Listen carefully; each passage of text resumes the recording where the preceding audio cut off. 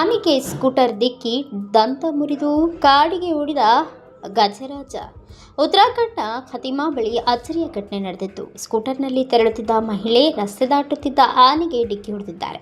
ಡಿಕ್ಕಿಯ ತೀವ್ರತೆಗೆ ಆನೆಯ ದಂತ ಮುರಿದು ಬಿದ್ದಿದ್ದು, ಗಾಯಗೊಂಡ ಆನೆ ಕಾಡಿನೊಳಗೆ ಓಡಿ ಹೋಗಿದೆ.